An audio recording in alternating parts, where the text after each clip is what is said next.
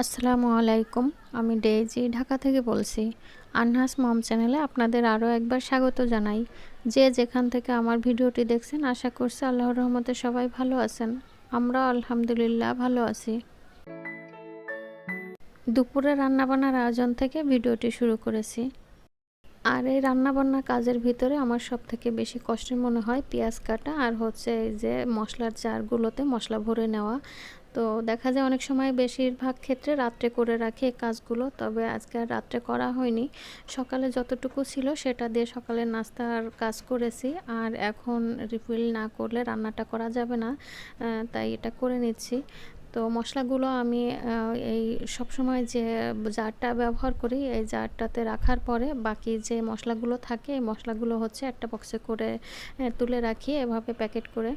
তো সেই বক্সের থেকে বের করে তারপরে হচ্ছে স্পাইসি জারে মশলাগুলো তুলে নিচ্ছি। এই বক্সটাতে হচ্ছে সবসময় রান্নার জন্য আমার যে জিনিসগুলো লাগে, যে একটা খুললেই যাতে সব জিনিসগুলো আমি হাতের কাছে পাই, সেভাবে হচ্ছে এই মশলার জারটা ব্যবহার করি। যেমন হলুদ, লবণ, মরিচের গুঁড়া আর হচ্ছে আস্ত জিরা। আস্ত জিরাটা আমার সবসময় প্রায় কাজে রান্নার কাজেই লাগে, এ কারণে আস্ত জিরাটাও কিছু জিরা এখানে রেখে থাকি।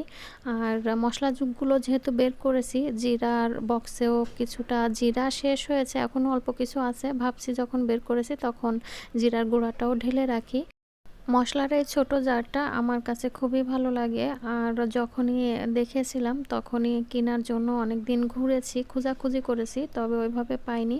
হঠাৎ একদিন আমার বাসার নিচে অজ হচ্ছিল, অজের একটা মাঠে এই মশলার জারটা দেখেছিলাম। তো সেখান থেকেই হচ্ছে মশলার জারটা কিনা।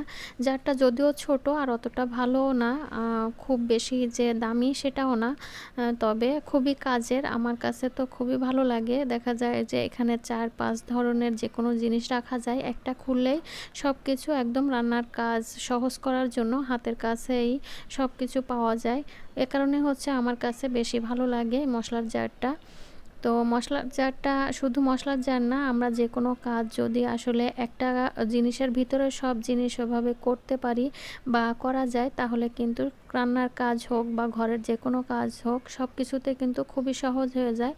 আর কোনো কাজ যদি গুছিয়ে করা যায় তাহলে কিন্তু সব কাজের ভিতরে একটা শান্তি থাকে, আর খুব সহজেই যে কোনো কাজ টাইমলিভাবে শেষ করা যায়।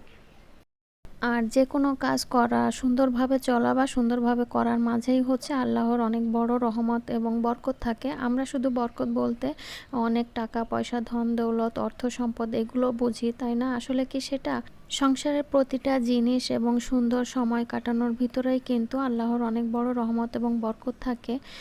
অনেকের আছে বস্তা ভর্তি টাকা থাকে অথচ মনে কোনো সুখ নেই, এটা কিন্তু কোনো বরকত না।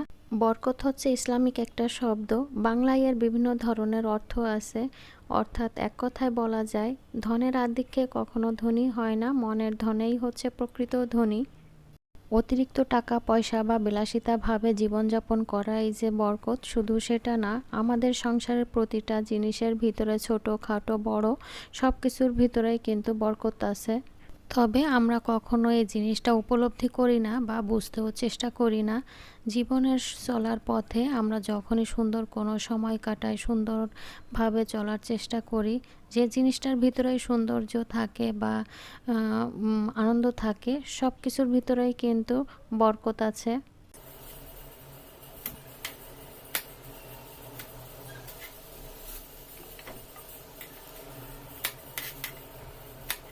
কথা বলতে বলতে আমি এখানে দুপুরে রান্নার জন্য বেশ কিছু কাটাকুটি করে নিয়েছি। উস্তে ভাজি করব, উস্তেটা কেটে ভাজিটা বসিয়ে দিয়েছি। আর তার পাশাপাশি হচ্ছে সিম আর আলু কেটে নিচ্ছি, মাছ দিয়ে তরকারি রান্না করব। তো রান্না করার মাঝে এই পাখিটা হচ্ছে আমাদের বারান্দার গ্রিলে এসে বসেছিল। ও হচ্ছে উড়ে এসে বসেছে, আমাদের পাখি না। তো আনহা মনি আমাকে ডেকে বলতেছিল, মামুনি মামুনি এদিকে আসো, দেখে যাও। তো ওর ডাক শুনে আমি আবার ভয় পেয়ে গিয়েছিলাম। আমি ভেবেছিলাম যে না জানি কি হয়েছে। তো এসে দেখি যে ওই পাখিটা দেখানোর জন্য আমাকে ডাকতেছিল। ও বলতেছিল যে আম্মু এটা ধরো। তো আমি আবার বললাম যে তুমি ফ্যানটাকে অফ করো। ওকে ধরি আর নাই ধরি, ওকে ধরতে গেলে দেখা যাবে ও উল্টা যদি ঘরের ভিতরে ঢুকে যায় তাহলে ফ্যানের বাড়ি লেগে ও পড়ে যাবে, মারা যাবে। তো ফ্যানটা বন্ধ করার পরে আমি ফোন দিয়ে কিছু সময় একটু ভিডিও করেছিলাম। তো ওকে যখন ধরতে যাচ্ছিলাম তখন আমি যে সাইডে হাত দিই তখন ওই সাইডে ও ঠোঁটটা এগিয়ে দেয়, তখন আমি ভয় পেয়ে যাই, আমার মনে হয় যে ও আমাকে কামড় দিবে। এরপর আমি চিন্তা করলাম যে ও উঠতে পারে কি না জানি না, দেখি জানালা নেট থাকে, নেটটা লাগিয়ে দিই। যদি নেট লাগাতে গিয়ে দেখি যে উড়ে যায় তাহলে উড়ে যাবে, আর যদি নেট লাগাই উঠতে না পারে তাহলে ও হয়তো ওখানে দাঁড়িয়ে থাকবে। তো আমি যখন নেটটাকে লাগাতে গেলাম তখন ও উড়ে গেল। পাখিটা উড়ে যাওয়ার সাথে সাথে আমি অনেকক্ষণ ধরে তাকিয়েছিলাম যে ও ভালো করে উঠতে পারে কিনা। তবে দেখলাম যে না, ও ভালো উঠতে পারে, আর অনেক বড় ছিল পাখিটা। আর উড়ে যাওয়ার পরে খুব খারাপ লাগছিল, যে আমি ভেবেছি হয়তো ও উঠতে পারবে না। যদি জানতাম যে উঠতে পারে তাহলে হয়তো নেটটা আটকাতে যাইতাম না, ভেবেছিলাম যে নেটটা আটকাতে গেলে হয়তো ও যদি উঠতে না পারে তাহলে ভিতরে থেকে যাবে, এ কারণে হচ্ছে নেটটাকে আটকাতে গিয়েছিলাম।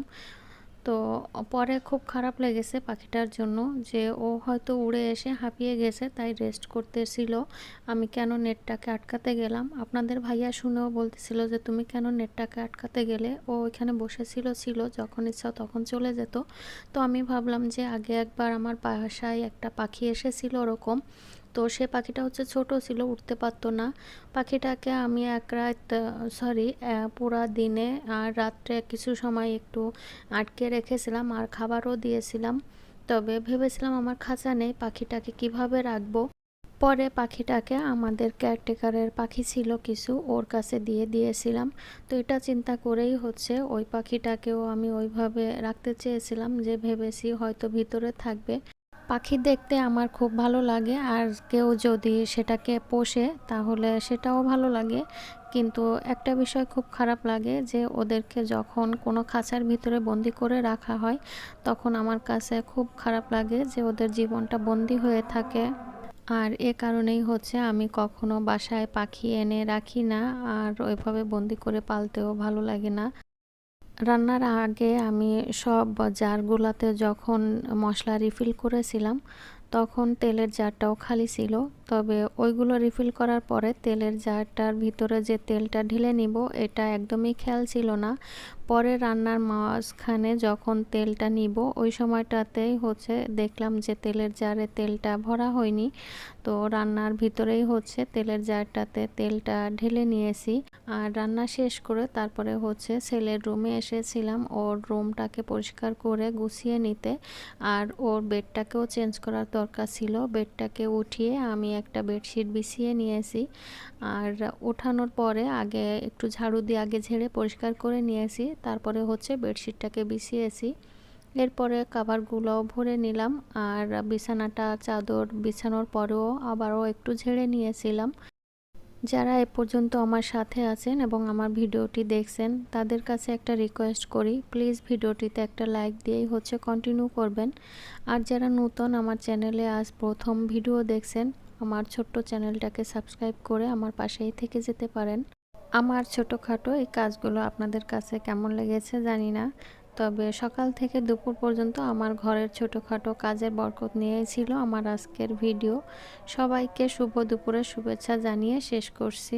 তো আজ এ পর্যন্তই, সবাই সুস্বাস্থ্য কামনা করে এবং আমার পরবর্তী ভিডিও দেখার আমন্ত্রণ জানিয়ে শেষ করছি আমার আজকের ভিডিও। আল্লাহ হাফেজ, আসসালামু আলাইকুম।